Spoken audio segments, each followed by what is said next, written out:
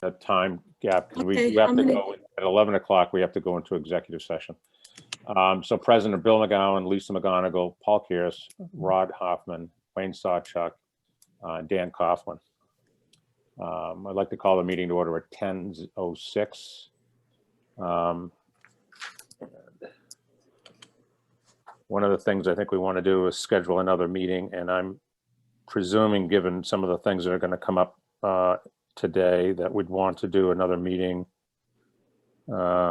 next Tuesday, if that's possible, on the 16th. Is everyone good with that? Yes. And do we have agenda items for that? Not yet. No, we'll have to put that together. Okay. All right. So why don't we jump right off onto the sewer connection application fees? I think there was some discussion, Wayne, that you were thinking about either raising them or adjusting them to some extent. Is that?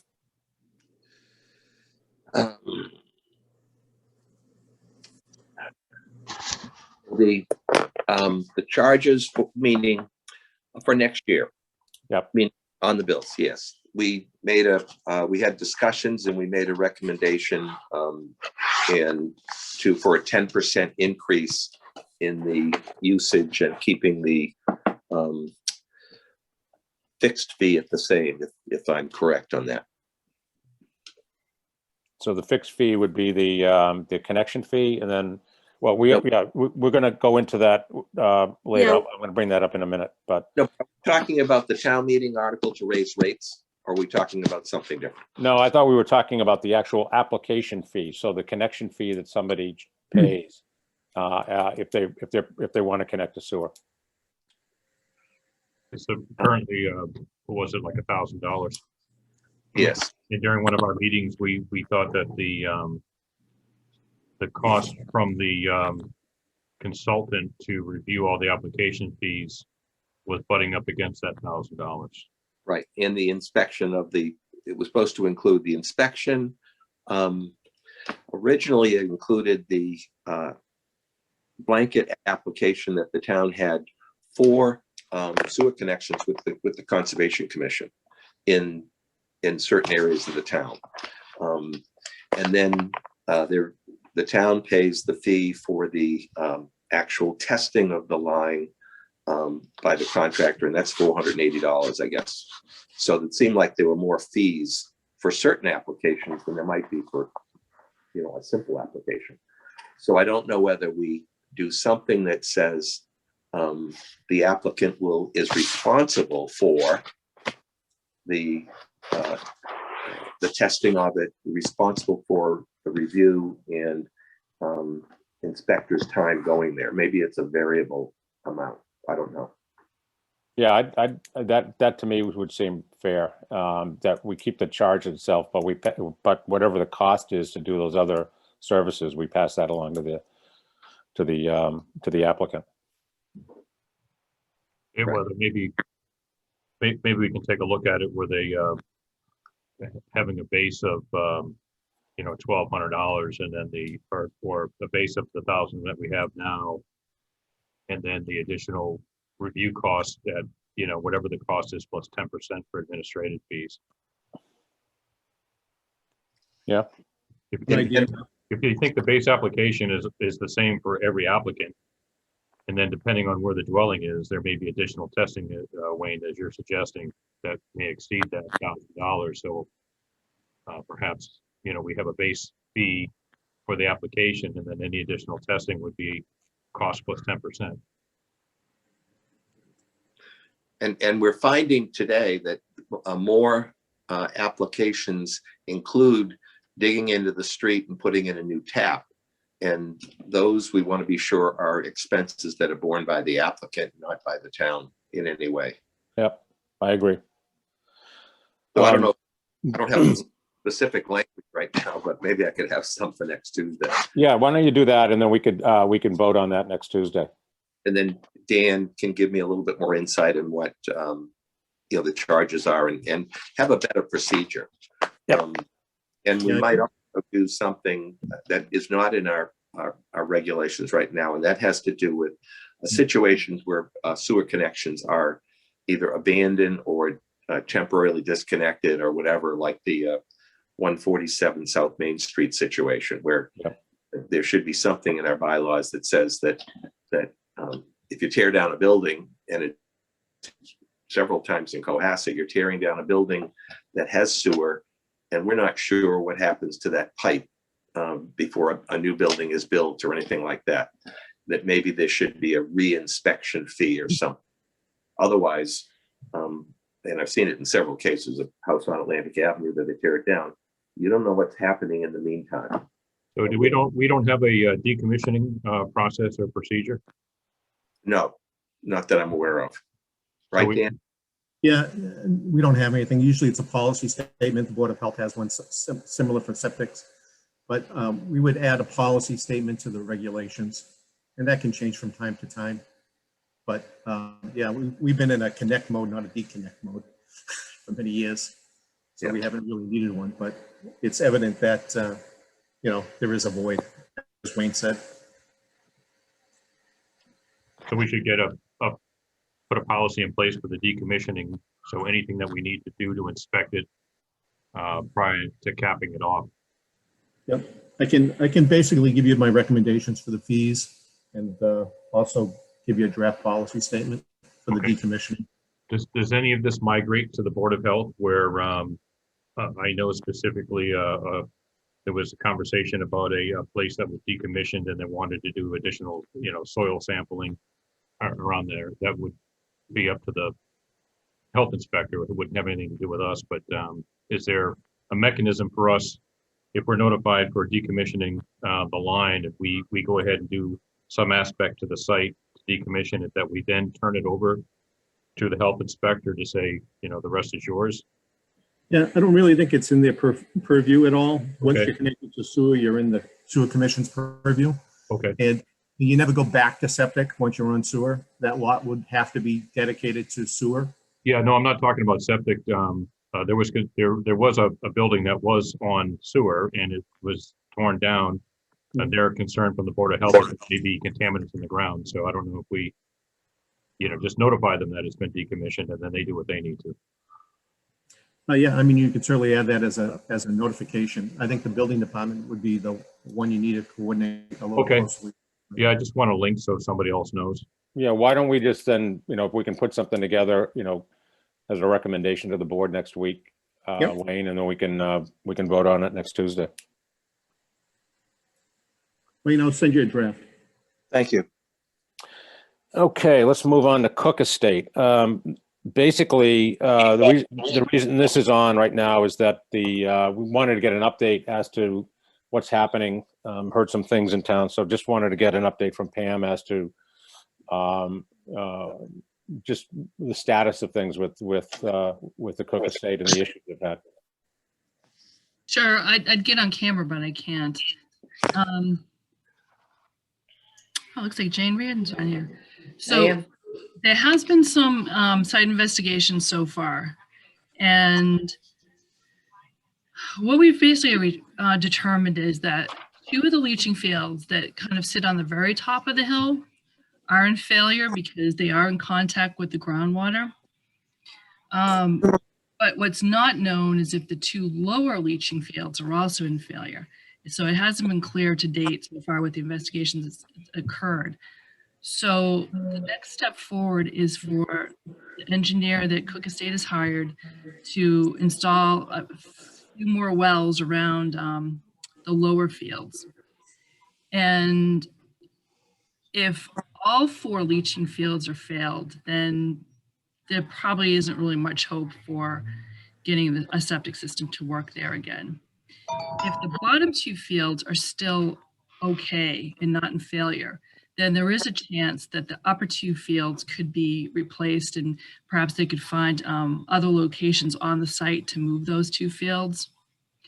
So if all four are in failure, I would say the likely alternative would probably be a hookup to sewer. Now it's up to the condo association to actually make that final choice, I would think, but that's kind of like what it's looking realistically at this point. Okay. Is there any timetable on all this? I mean, is there, is there like a stake in the ground that it has to be done by X date, or is it just, They are moving ahead with it right now. They realize that, time is of the essence. So, well, Jane, maybe maybe you've talked to Sean Hardy more recently than I have, but I know Sure. he is trying to get out there and install some wells as soon as possible. Yeah, the town asked us to put in 5 wells, which we've done, and tested the water and the soil as the town requested. Have gotten some good results back from the water samples from all of the wells, meaning that they're of drinking water levels, no significant nitrates and no fecal in the water samples. We do have a failure letter that's dated of 2 of our systems, systems 2 and 3, from Pam, dated January 6th. So we are pursuing as quickly as we can. Right now, we do not have a valid Title V on any 4 of our systems because, of course, they came due in October. We're hoping there's been no evidence from our standpoint that 1 and 4 are in any kind of failure. There's no runoff from anywhere evidence to that. And I think that's what the town is asking us to continue to put in a couple of additional wells and see if there's breakout from 1 and 4. We don't know if we have any other viable land to put 2 and 3 on. We don't know if they can be built up.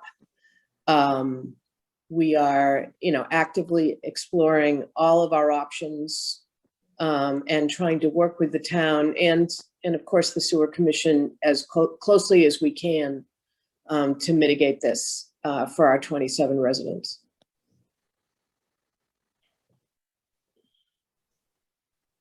okay?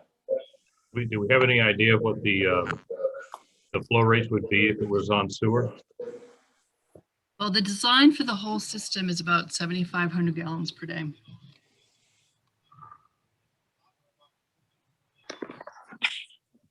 And we're close enough to the hookup behind Deer Hill School is contiguous to the back of our property.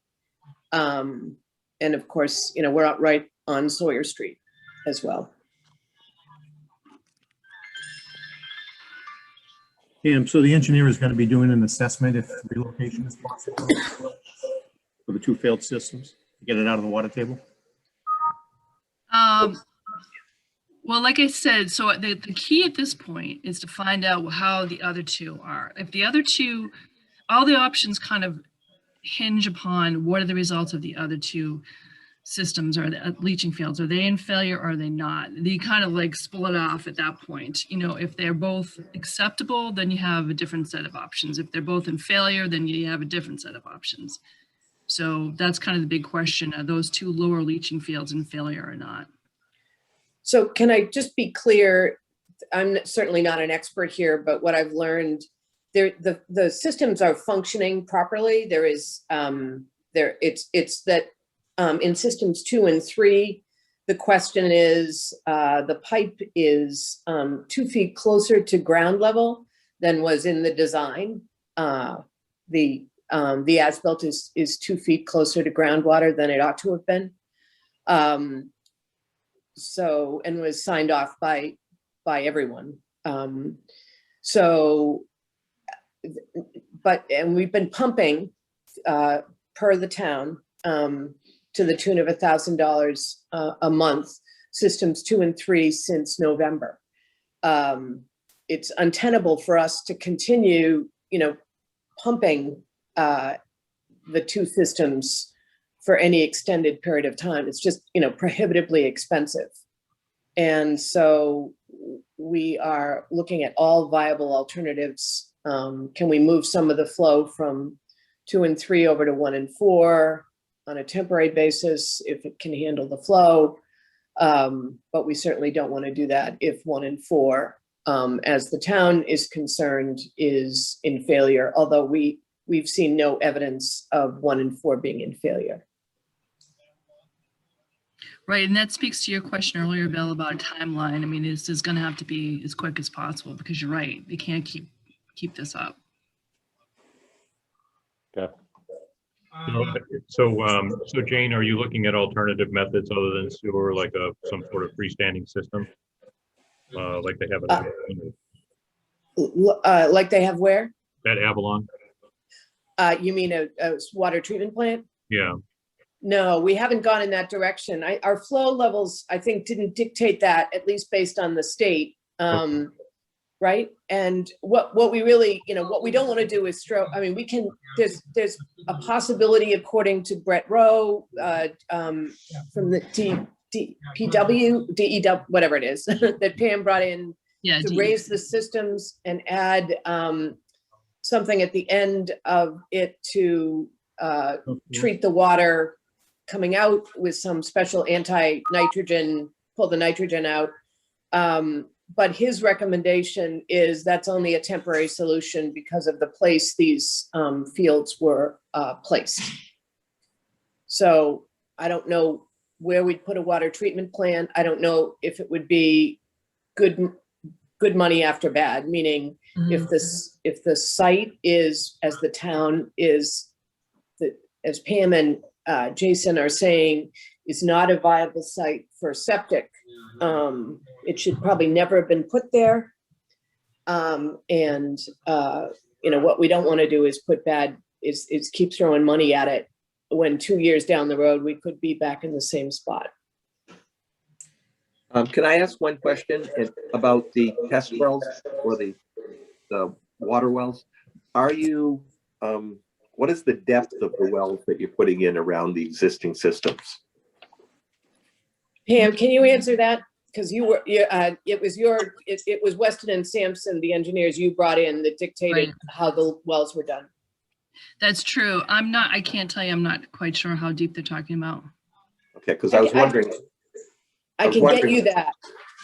Our engineer was not available to be on this meeting this morning, but he has all that information and where the water table is and what the nature of the soil is as they went down into the ground in each well. Right. So if the depth of the two systems that are working, the starting elevation of the ground is significantly lower than the upper systems that are not doing well. I'm just wondering if they're closer to the gravel that is underneath that drumlin there that is taking the water versus the ones up top that might not have been put in deep enough. In other words, go through the water table back into the sort of the gravel down below, because there's more likely than not than that water table up above is perched water that's going into the ground a certain amount and then creating a water table.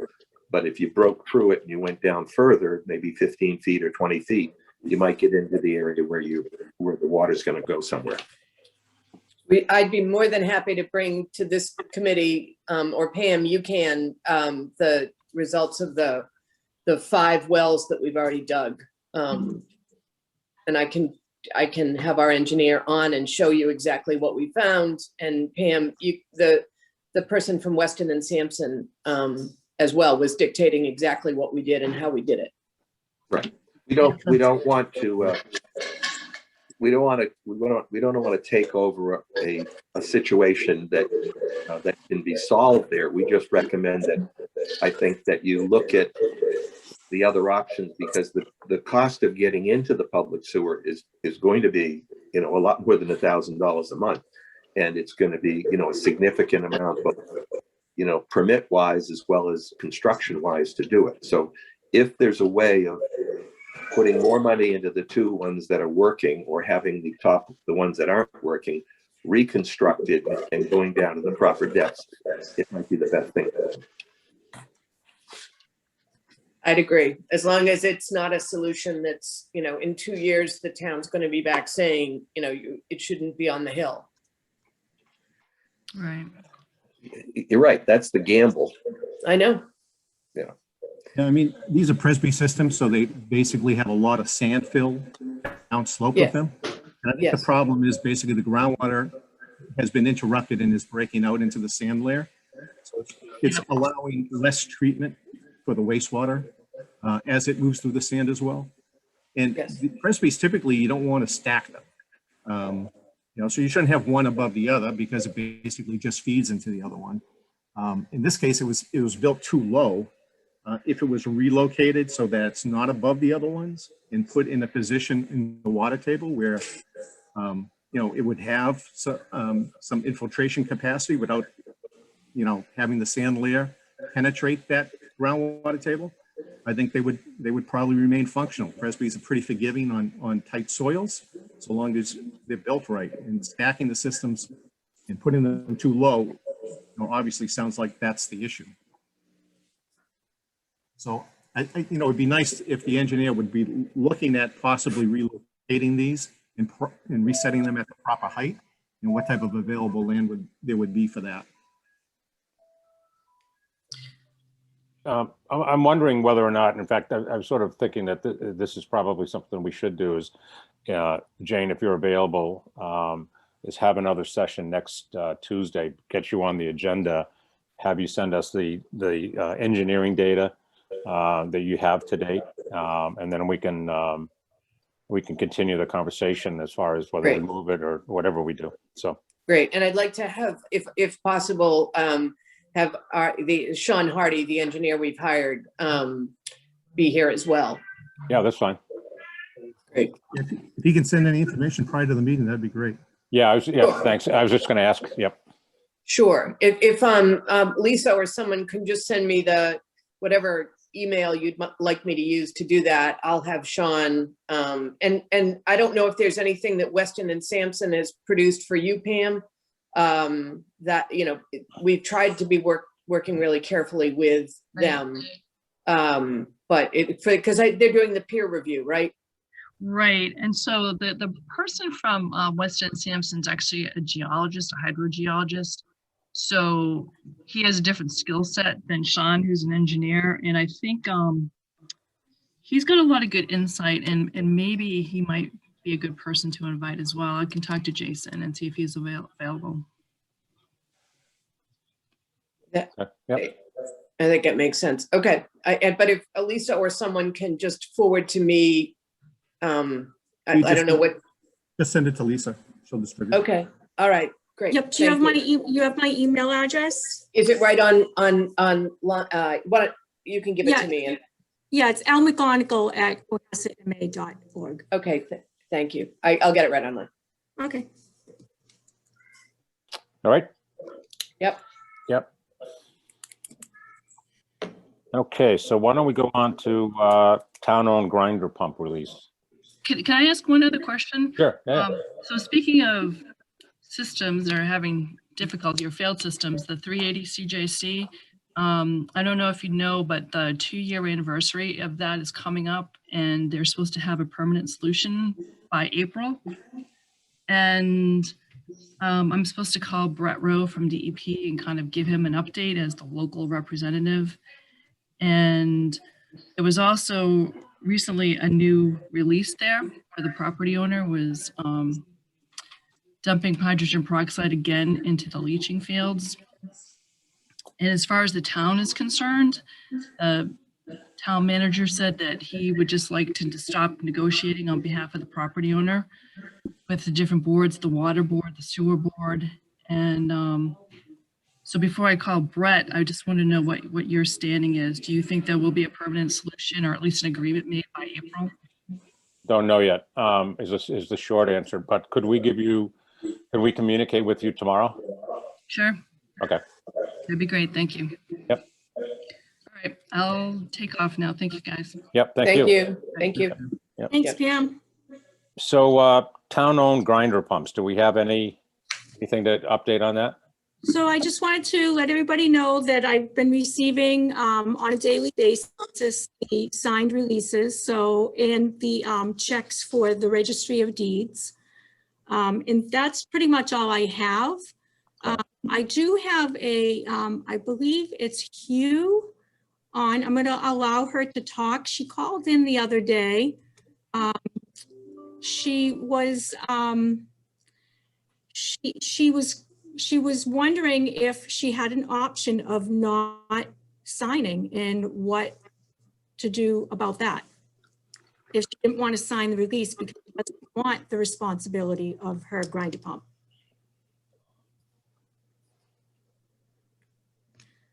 Hugh, can you hear us? You, They're on mute. She's on mute. Yes, I can hear you. There we go. We can hear you now. Do you want to state your case? Yes,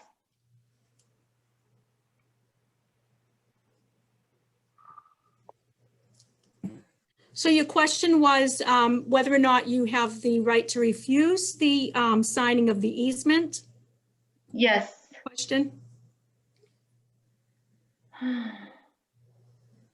So I don't know actually, so for this server, I really don't understand what's going on. So I think I'm maybe no go sign for this before I learn, so. You get Dan, okay. Dan, do you want to just give a brief, a brief background so that she can understand what it is what we're asking for? sure. So Hugh, what happened here is basically the town was able to get some additional funding for the residents when the system was built. And the bottom line is basically, in order to do that, the town had to have an easement on your property to do the work. At this point in time, the system has been essentially paid for and has progressed through its useful life. So at this point in time, the town is releasing those back to the homeowners. Ultimately, it's the homeowner's responsibility to have a functional wastewater system. No one's forcing you to release the easement, but the easement would just stay on your property, and you'd have that in kind of a hindrance to a title transfer. In terms of service and maintenance, the town is not going to be servicing these units, whether you sign it or don't sign. So it's going to be ultimately your responsibility to service those units and to maintain them properly in accordance with the town regulations. So really, this is basically something that would just simply clear up your title. You are going to have to maintain the grinder pump. There is a package that was sent around to everyone as well, which basically had information for doing that. And at this point in time, what you'd be doing is basically signing the release, sending the filing fee, and that would remove the easement from your property. So basically, it would clear up that item on your deed. And reduces her bill. Right. So my Yes. question is, this sign for forever or some year I can go back? For example, if I sell this house, the next owner can be, they can go back to by the town to, the title can change back by town, accept. Yeah, I'm sorry, I didn't really catch all that, but essentially, it is going to be relinquished to the homeowners by the sewer commission, and that's what the notice was, essentially. So from this time on, if you have a problem with your grinder pump, you would have to call the service provider. No type of response is going to be provided by the town from here out in.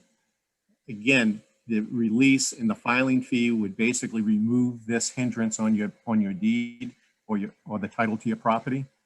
So it's a benefit to you if you went to go and sell the property. If you didn't do this release, the sewer easement would still be recorded on your deed. I see. Okay, let me think about, I will talk with my husband first. Okay. Thank you so much. You're welcome. You can call us anytime. Thank you. Okay. Do we have any other business to discuss? I actually have one thing, but I'll wait and see if there's anything else, Lisa, that we need to bring up. I do not have anything. Okay.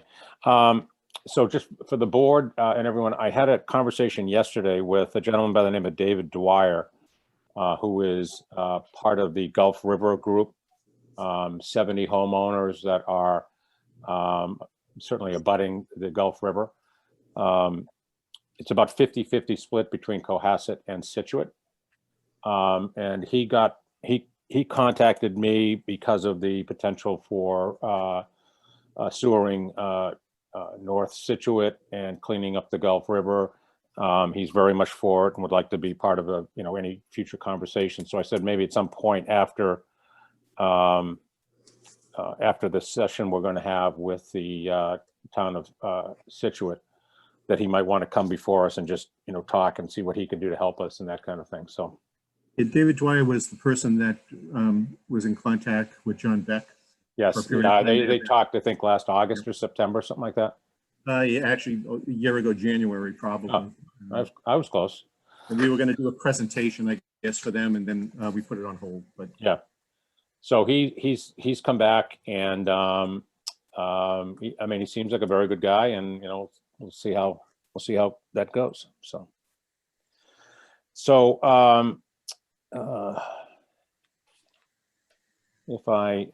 We are going to, from what I understand, procedurally, we're going to end this meeting and then vote to go into executive session. Is that correct, Lisa, the way we have to do it? Yes. Bill, And did you want to open it up to the public first to see if there's any other issues? we haven't gotten any questions or anything. I haven't seen any other questions other than the one on the flows that was answered, so. Okay, I just see other people in attendance. So. Yeah. So, well, I'm going to make a motion that we end this session at 10:37. Hang on, there's a question. Huh? Yes, it was. It was updated late yesterday afternoon, and it was posted. Executive session.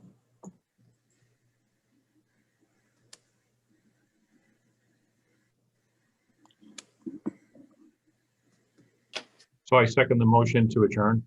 All in favor? Aye.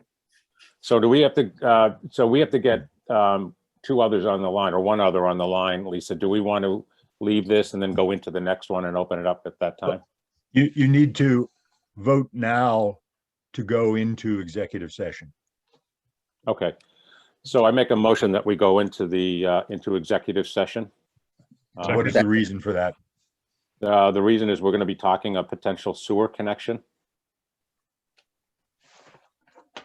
And we are going to end this meeting and go on to a different meeting that I sent the links to earlier. Yep. We need to take a roll call vote. Okay. Have a second and then take a roll call vote. All right. Why don't I start all over again, just to be sure here? So. And if you don't mind, we need to, it would be number 3. So if you could just recite what's on the agenda, Bill? Or I can. Do you want me? Yeah, why don't you do that? I don't have that up on my screen. Okay, we're going into executive session exemption number 3 to discuss strategy with respect to collective bargaining or litigation if an open meeting may have a detrimental effect on the bargaining position or litigating position of the public body, and the chair so declares. The commission will discuss sewer connections. Okay. So I'd like to take a vote on this to go into executive session. Bill McGowan, aye. Wayne Sawchuck, aye. Paul Kears, aye. Okay. So I guess we can go into executive session then. Nope, so now we'll have to close the meeting. I make a motion to adjourn the meeting. I second. All in favor? Paul Kears, aye. Wayne Sawchuck, aye. Bill McGowan, aye. Okay, so we're gonna